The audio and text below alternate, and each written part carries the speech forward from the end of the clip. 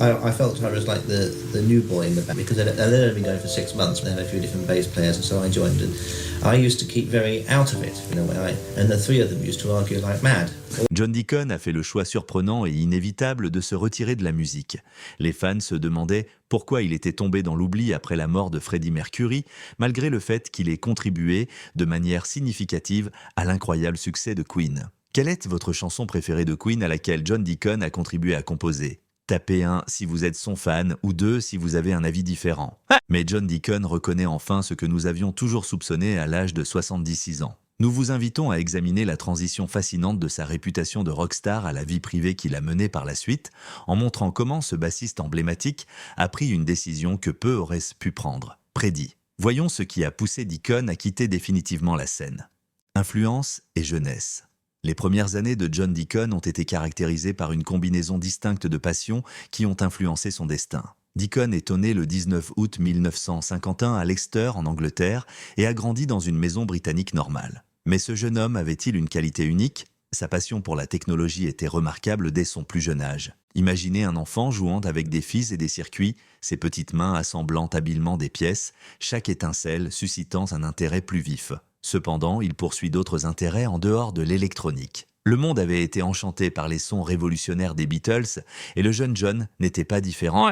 Vous pourriez vous demander comment leur musique l'a-t-elle affecté ? La vie de Deacon a également été influencée par la musique et, à l'âge de 14 ans, il jouait de la guitare avec un groupe local appelé The Opposition. C'était un jeune avec une guitare à la main, jouant avec une passion qui suggérait quelque chose de plus. Cependant, il y avait plus dans cette histoire. Deacon est passé à la basse à mesure que son niveau de compétence augmentait et l'opposition est devenue la nouvelle opposition. Le cours de la vie de Deacon a changé à la fin des années 1960. Il s'est inscrit au Chelsea College, une branche de l'Université de Londres, pour étudier l'électronique. Le monde était au pire de ce jeune homme qui équilibrait deux passions différentes. Il a su entretenir les deux, mais que présageait cette double passion pour son avenir ? Une tournure inattendue des événements s'est produite à l'automne 1970.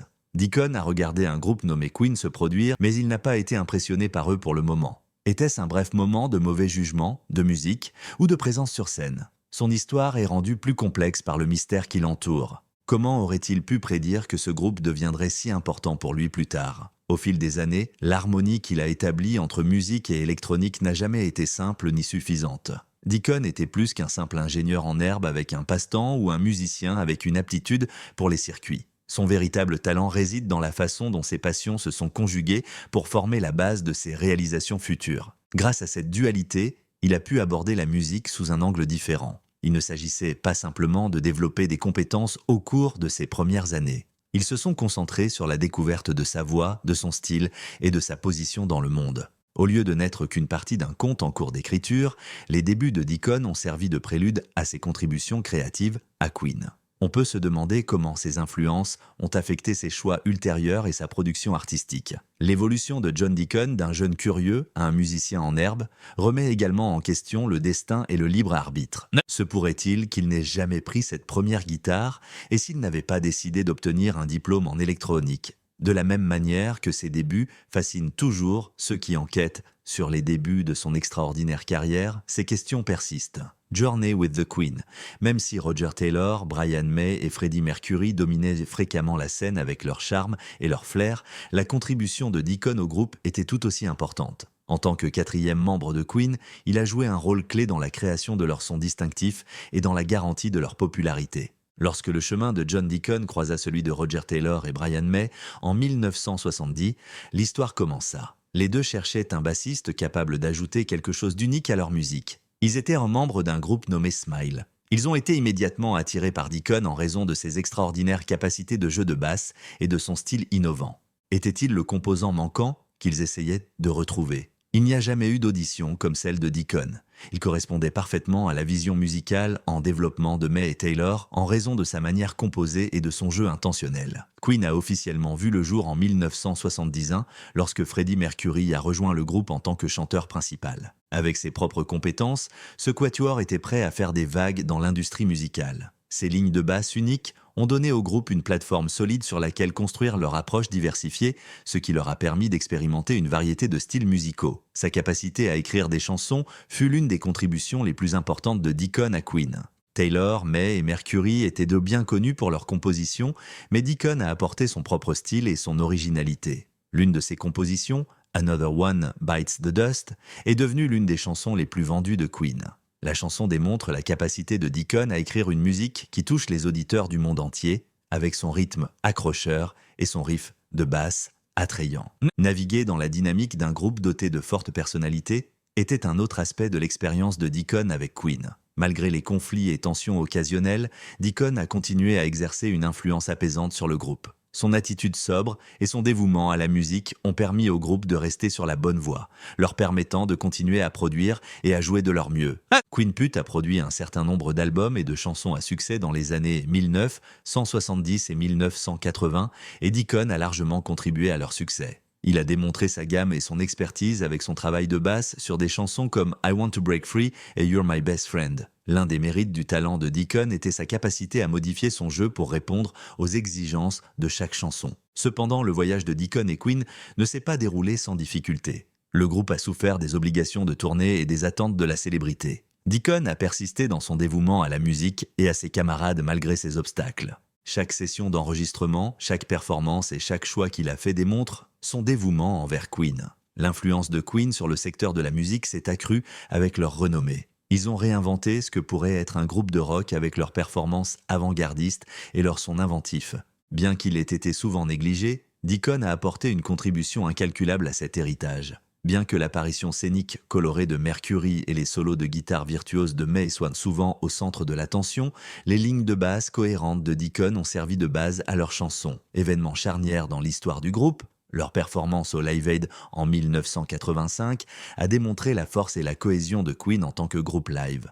En plus de souligner la contribution cruciale de Deacon au succès de Queen, cette performance a consolidé la place de Queen parmi les plus grands groupes de rock de tous les temps. Queen a continué à voyager et à créer des chansons dans les années qui ont suivi Live Aid, et Deacon était resté un membre crucial du groupe. Contrairement aux autres bassistes de son époque, il était capable d'allier maîtrise technique et jeu expressif. Deacon avait une approche de la musique différente du simple jeu de notes. L'objectif était de créer un son qui résonnait plus profondément auprès des auditeurs. Malgré des obstacles personnels et professionnels, à l'approche des années 1990, l'amitié du groupe est restée ferme. Malheureusement, le décès de Freddie Mercury en 1991 a marqué la fin d'une période pour Queen. Les contributions de Deacon à la réputation du groupe perdurent malgré la mort terrible de son chanteur charismatique. Deacon a travaillé sur quelques projets supplémentaires avec May et Taylor après la mort de Mercury. Mais il a progressivement disparu des projecteurs. Il a fait le choix de quitter le monde de la musique avec la même détermination sereine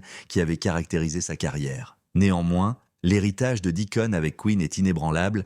Même si John Deacon est désormais fréquemment surnommé Quiet One de Queen, son influence sur le groupe et l'industrie musicale ne peut être niée. La créativité, le dévouement et un engagement sans compromis envers la perfection ont caractérisé son mandat chez Queen. Il a apporté stabilité et équilibre aux trois autres, qui avaient des personnalités plus grandes, plus franches et parfois erratiques, selon Peter Hintz, auteur de Queen Unseen. En tant qu'agent financier du groupe, il était également fortement impliqué dans la gestion de l'argent, des investissements, des questions fiscales, etc. Il était en étroite collaboration avec le tour manager et les comptables. Ils avaient tous une confiance totale en John, qui leur donnait des conseils sur les problèmes financiers de Queen. Il a également apporté plusieurs réflexions et idées au processus créatif.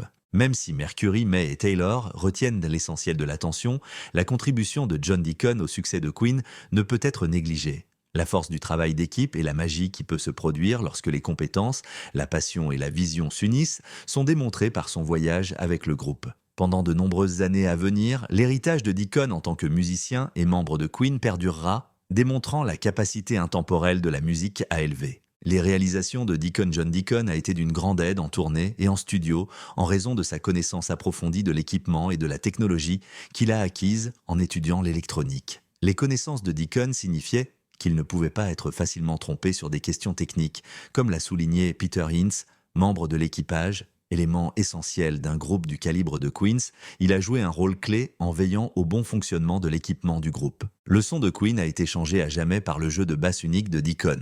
Il était doué de la capacité d'écrire des lignes de basse complexes et mémorables. Parmi ceux-ci, le riff d'Under Pressure est sans doute le plus célèbre. Bien que le co-auteur-compositeur de Queen, David Bowie, ait été reconnu pour avoir aidé à créer la chanson, c'est Deacon qui a joué le riff qui allait devenir l'un des plus connus de l'histoire du rock et de la pop. Le fait que ce riff ait été samplé tant de fois montre à quel point il a une influence sur la musique. En plus d'Under Pressure, le travail de basse de Deacon se distingue par son inventivité et son adaptabilité.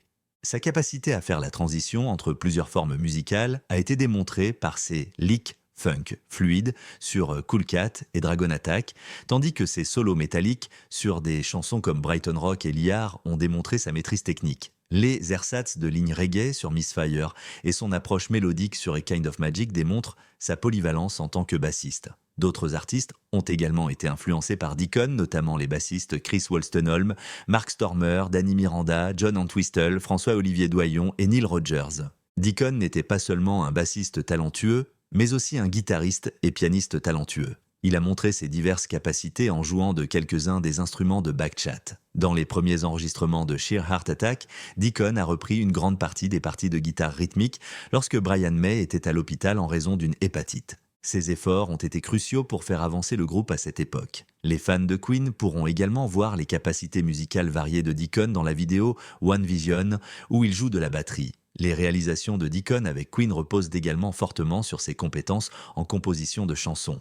Il a écrit un certain nombre de morceaux intemporels, même s'il n'était pas l'auteur-compositeur le plus productif du groupe. Parmi ceux-ci se trouve le classique d'AOR, You're My Best Friend, une chanson d'amour. La chanson a été un succès lors des mariages et autres festivités, y compris la réception de mariage de l'acteur Simon Pegg, en raison de sa mélodie entraînante et de ses paroles poignantes.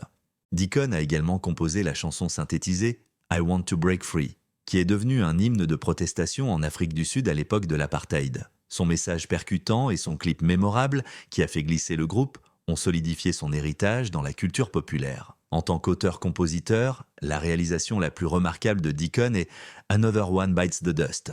Pilier de la carrière de Queen, ce classique funk nominé aux Grammy Awards est devenu l'une de leurs chansons les plus vendues. Au début, cependant, tous les membres du groupe n'étaient pas d'accord avec la chanson. En Freddie Mercury, Deacon a trouvé un champion qui a vu son potentiel et a collaboré étroitement avec lui pour l'améliorer. L'une des chansons les plus durables de Queen résulte de la victoire de Deacon sur l'opposition des autres membres grâce au soutien de Mercury. Certaines des autres chansons remarquables de Deacon sont l'hymne du heavy metal If You Can't Beat Them et la ballade lounge au piano You and I. Il a également expérimenté une variété de genres avec des chansons comme le hip-hop inspiré des Beatles Need Your Loving Tonight et le parfum ska Who Needs You. Ces chansons démontrent toute la capacité de Deacon à composer des chansons qui à la fois repoussent les limites du son de Queen et connectent les auditeurs. Le chef-d'œuvre du stade rock de Deacon, Spread Your Wings, est un autre exemple de ses compétences en tant qu'auteur-compositeur. La chanson est devenue l'une des préférées des fans en raison de sa mélodie envoûtante et de ses paroles fortes. L'impact de Deacon auprès de Queen est principalement attribué à sa capacité à écrire des chansons qui engagent émotionnellement les auditeurs. Sa contribution a influencé le répertoire varié du groupe, ce qui leur a permis d'expérimenter une variété de genres musicaux. Au cours de son mandat chez Queen, Deacon était une figure constante et digne de confiance. Surtout dans les moments difficiles, le groupe a trouvé la stabilité grâce à son calme et son dévouement à la musique. Deacon était resté attaché à la musique malgré les exigences de la célébrité et les difficultés des voyages. Son dévouement envers ses camarades de groupe et sa quête de grandeur étaient évidents dans chaque album et performance. Au-delà de la musique, les réalisations de Deacon avec Queen sont remarquables. Les liens qu'il a noués et l'admiration qu'il a reçue de ses pairs sont tout aussi importants. Son partenariat avec Freddie Mercury en est une bonne illustration. Certaines des chansons les plus mémorables de Queen ont été produites par les deux musiciens en raison de leur respect et de leur compréhension mutuelle. C'est la preuve de leur étroite collaboration que Mercury a pu faire ressortir le meilleur des pensées et des écrits de Deacon.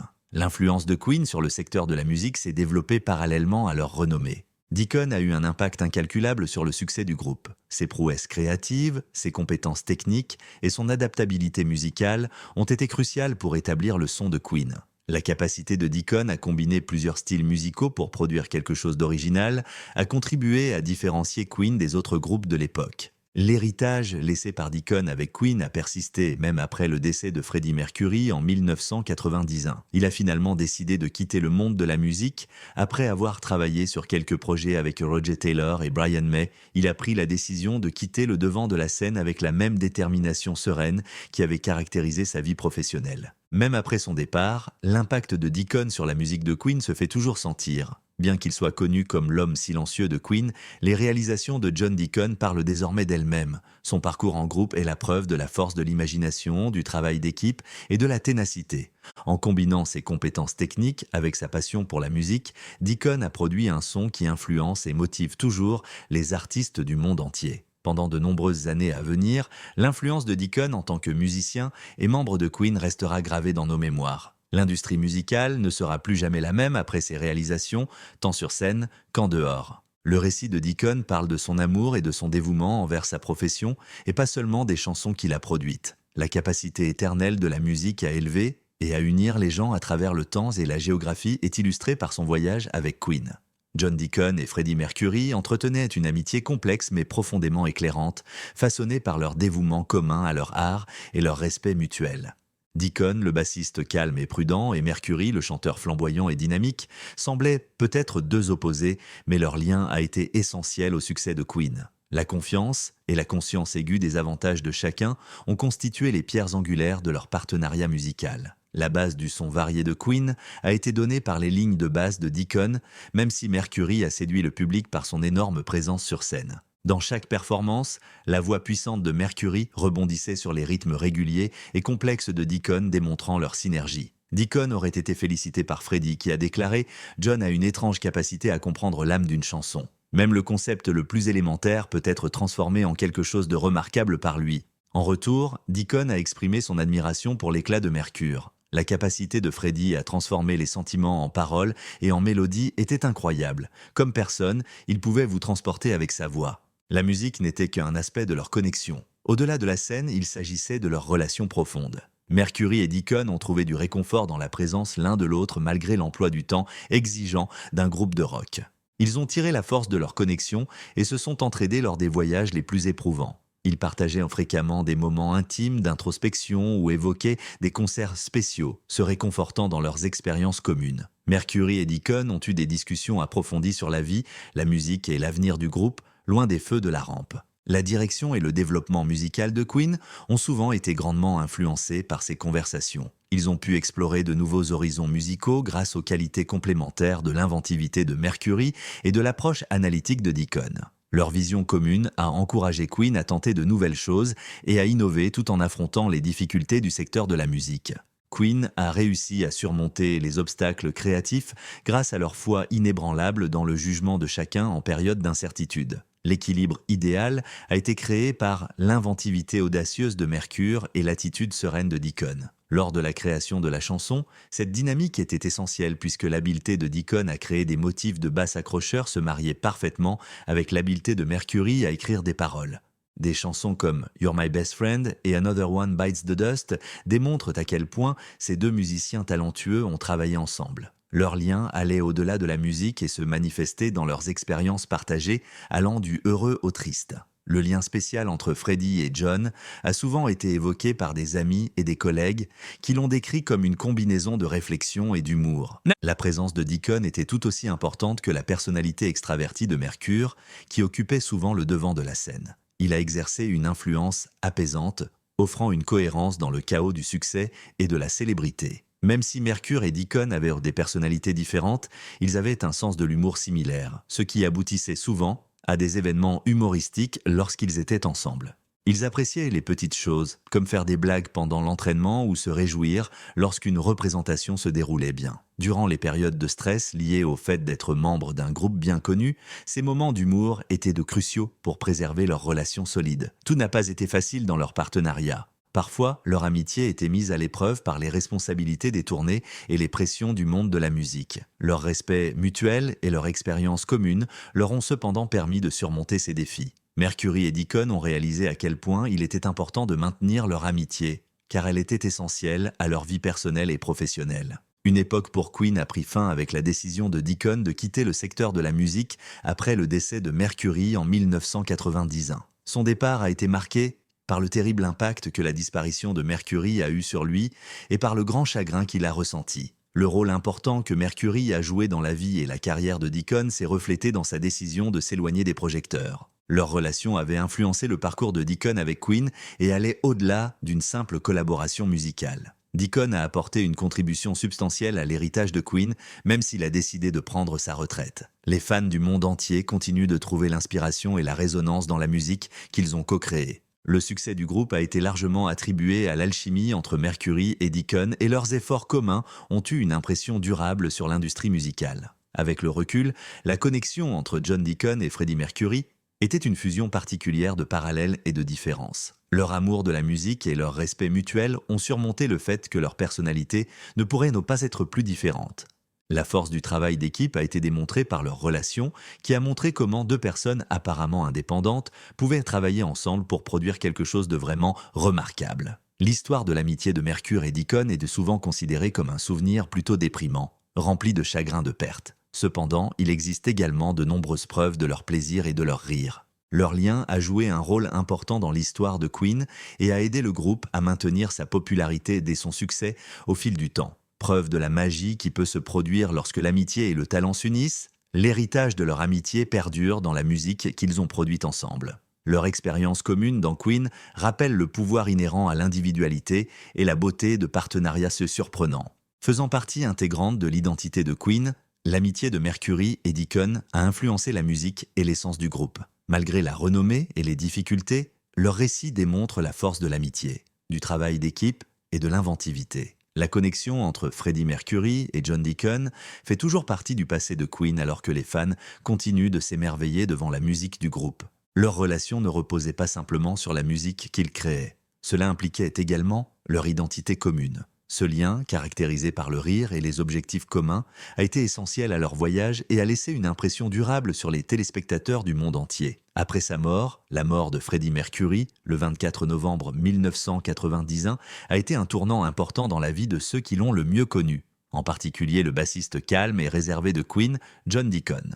Le décès de Mercury à son domicile de Kensington, à Londres, suite à des problèmes liés au sida, a eu un effet durable sur le groupe et ses membres. Au cours de ces derniers jours, Freddie était pour la plupart alité, sa santé se détériorant rapidement. Sa mort est survenue rapidement, obligeant son entourage à faire face à cette perte inattendue, même si son état n'avait été rendu public que quelques jours auparavant. Malgré sa nature réservée, Deacon a été profondément marqué par le décès de Mercure. Une amitié qui a traversé les hauts et les bas de leurs parcours artistiques communs, lui et Freddie partageaient une estime et une compréhension mutuelle. Deacon a été tellement dévasté par le décès de Freddie qu'il n'a pas voulu le voir dans ces derniers jours parce qu'il ne supportait pas de voir son ami souffrir. La disposition sensible de Deacon était évidente dans ce choix, qui démontrait également le profond fardeau émotionnel que la maladie de Freddie lui faisait subir. Après le décès de Mercure, Queen a traversé une période de profonde tristesse et d'introspection. En plus de faire face au décès de leur chanteur principal, les membres du groupe ont également dû réfléchir à leur carrière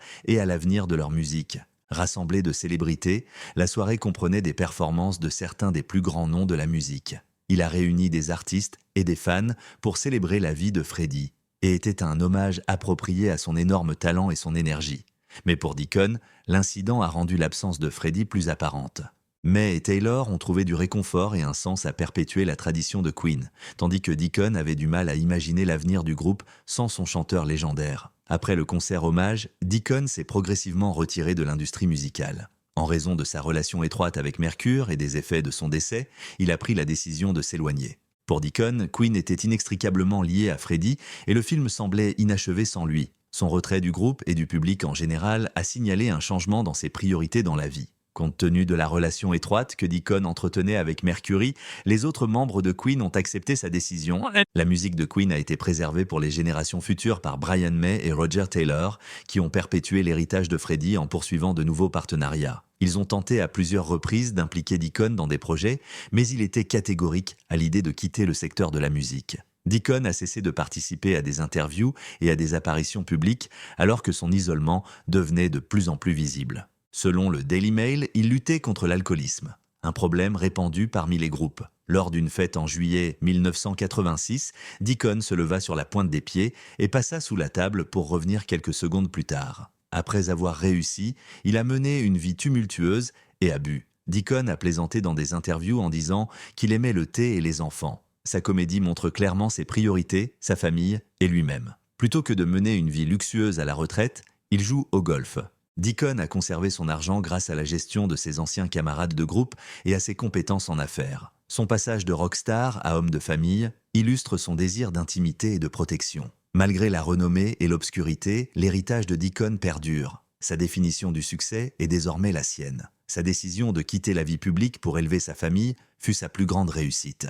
Jouer devant des dizaines de milliers de personnes a le plus gagné en jouant seul. Selon la biographie de John Deacon, des personnages célèbres pourraient évoluer. Les bienfaits de l'épanouissement personnel et de la persévérance à respecter les principes moraux sont mis en évidence dans Life After Queen. Deacon chérit sa famille et sa solitude afin de réfléchir à son histoire et de construire un avenir serein. L'histoire d'un homme qui a renoncé à la gloire pour se contenter de la simplicité arrive à sa conclusion. Après Queen, John Deacon a démontré que la célébrité n'est pas nécessaire au succès. Il est essentiel de comprendre quand se retirer.